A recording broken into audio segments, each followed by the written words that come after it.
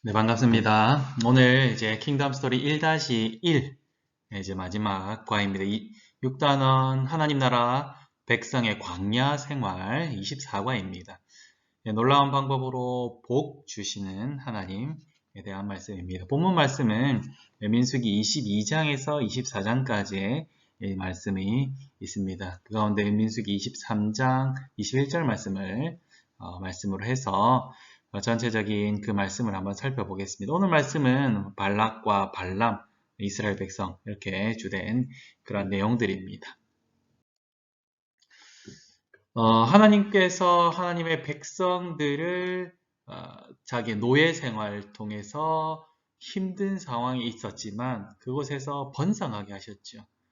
70명이 넘어갔는데 그곳에서 60만 명이 되고 전체 다 하면 200만 명, 300만 명 될 정도로 아주 많은 사람들이 번성하게 하셨습니다. 그리고 때가 되어서 출애굽을 시키셨죠. 하나님께서 애굽에서 하나님의 대적인 애굽왕 바로 그리고 그 나라에서 한 일들 많은 신들을 했다더라, 엄청난 기적을 했다더라, 홍해를 갈랐다더라 한 여러 그런 일들이 주변 모든 나라에 알려졌습니다. 그리고 하나님께서는 하나님의 백성들이 순종할 때에 항상 모든 곳에서 승리를 주셨습니다. 그냥 승리가 아니라 어떻게 보면 압도적인 승리를 항상 주셨다는 것이죠. 그래서 주변 나라들이 많은 두려움이 있었는데 이제 이스라엘 백성들이 40년 광야 생활을 이제 거의 다 끝내고 모압에 갔습니다.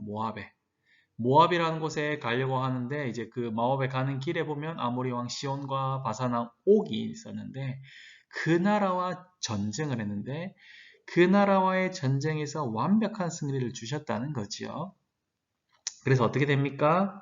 이 일이 주변 나라에 알려지게 됩니다.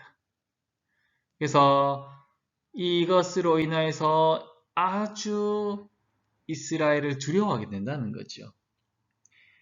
그래서 이런 거 사정을 알고 그리고 자기에게로 가까이 오는 모압 왕 발락, 이 발락이 이스라엘을 그냥 두면 안 되겠다. 이스라엘이 오기 전에 우리가 가서 무슨 조치를 취해야 되겠다. 라고 하여서 그들을 저주해서 그들이 모압에 쳐들어오지 못하도록 혹은 이기지 못하도록 그렇게 해야 되겠다라는 음모를 세우고 계략을 세웁니다. 그리고 아주 대단한 선지자라고 그 주변에서 알려져 있는 발람을 접촉합니다. 발람이라는 사람은 거짓 선지자인데 그 사람들에게는 뭐라고 해야 되나 무당이라고 해야 되나 박수라고 해야 되나 아주 대단한 사람 그런 사람으로 통하는 거죠. 발락은 발람을 섭외하기 위해서 아주 많은 돈을 가지고 갑니다. 복채를 아주 많이 가져간다라고 볼 수 있는데요. 근데 하나님께서 그것을 기뻐하지 않으셨어요. 그래서 그에게 나타나셔서 하지 못하도록 합니다. 한 번, 두 번, 세 번을 이야기하는데 그는 가게 되었죠. 거절을 하는데 계속해서 하나님께서 막으셨는데 그가 계속해서 가려는 마음들이 더 커서 그가 가게 됩니다. 그가 나귀를 타고 가게 되는데 나귀를 통하여서 발람이 자기 백성 이스라엘을 저주하러 가는 그 걸음을 하나님께서는 싫어하신다는 것을 가르쳐 주셨습니다. 그리고 그 걸음을 막고 있다는 거죠. 나귀가 계속해서 피해가는 거죠. 누구를 피해갑니까? 여호와의 사자를 피해갑니다. 여호와의 사자라는 말은 천사죠, 천사. 천사를 보고 피해가는 것입니다. 피해가는데 나귀가 이렇게 자기가 발람이 가려고 하는 그 길로 안 가니까 막 매를 때리고 막 이렇게 하는 거죠. 근데 마침내 나귀도 못 참았는 것처럼 나귀가 말을 하게 돼요. 말을. 왜 이렇게 하느냐? 내가 언제 불순종한 적이 있느냐? 하면서 말을 하는 겁니다. 나귀조차도 보는 그 여호와의 사자를 이 발람은 보지 못한다는 거죠. 대단한 선지자라고 알려져 있다는 그 발람은 깨닫지 못하는 겁니다. 그래서 하나님께서 나귀 이 사건을 통해서 나귀가 말을 하고 이 사건을 통해서 하나님께서 무엇을 말씀하고 있습니까? 이 발람은 대단하다고 알려져 있지만 아무런 능력 없는 사람이라는 겁니다. 아무런 능력 없는 그냥 거짓 선지자일 뿐이라는 사실. 그것을 가르쳐 주고 있고 그리고 하나님께서 발람에게 또한 발락에게 아주 크게 분노하고 있다라는 것을 가르쳐 주고 있습니다.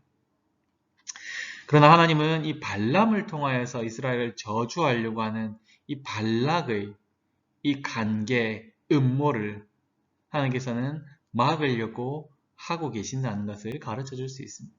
왜냐하면 하나님이 개입을 계속하고 있는 거죠. 계속 나타나서 하지 말라 하고 이렇게 하라고 저렇게 하라고 천사가 보내고 계속해서 하나님께서는 그 일을 알고 계시고 그 일을 모든 일을 통해서 막고 계신다는 것입니다. 기뻐하지 않는 것입니다. 두 번째로 보면 하나님께서 그 발람, 저주를 하라고 발락이 부른 이 발람을 통하여서 하나님께서 이스라엘을 오히려 축복하는 그러한 일을 삼으신다는 것입니다. 하나님께서는 세상 나라의 음모를 어떻게 막으시는가?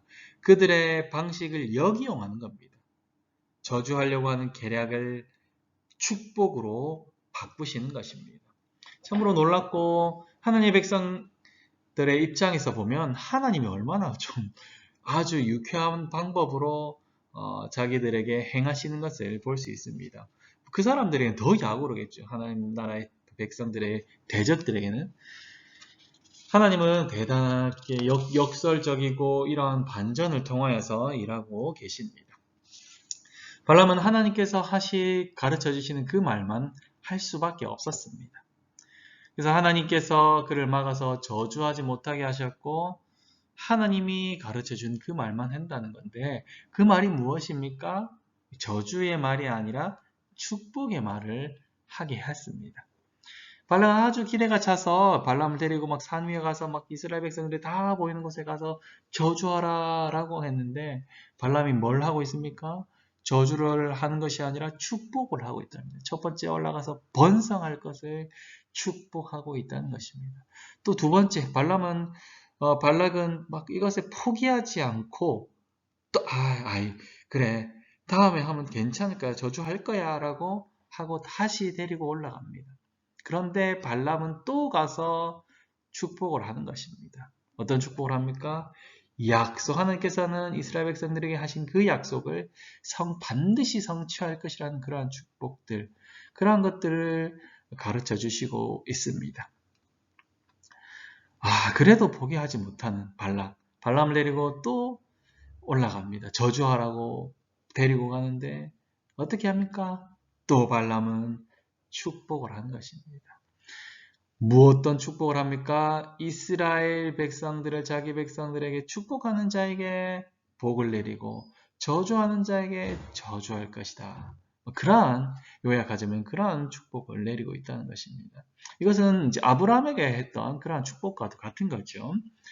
그러한 축복을 3번이나 하니까 발락의 기대가 완전히 박살나고 산산이 부서집니다. 저주가 바뀌어서 복이 되었습니다. 발람은 이스라엘을 3번이나 축복을 하고 있습니다. 하나님은 이 발람의 예언을 통하여서 하나님이 앞으로 하실 궁극적인 일에 대해서 자기 백성들을 위하여서 할 궁극적인 일을 예언하도록 하고 있습니다. 발람은 마지막 예언에서 민수기 24장 17절에 이렇게 하나님 말씀을 예언하고 있습니다. 내가 그를 보아도 이때의 일이 아니며 내가 그를 바라보아도 가까운 일이 아니로다. 한 별이 야곱에게서 나오며 한 규가 이스라엘에게서 일어나서 모압을 이쪽에서 저쪽까지 쳐서 무찌르고 또 셋의 자식들을 다 멸하리로다. 여기서 보면 가까운 일이 아니라고 합니다. 미래 일이라고 하는 거죠. 여기서 나오는 한 별, 성경에서 별, 해, 달, 별 이런 것들은 통치자를 나타내는 거예요. 다스리는 거죠. 다스리는 거.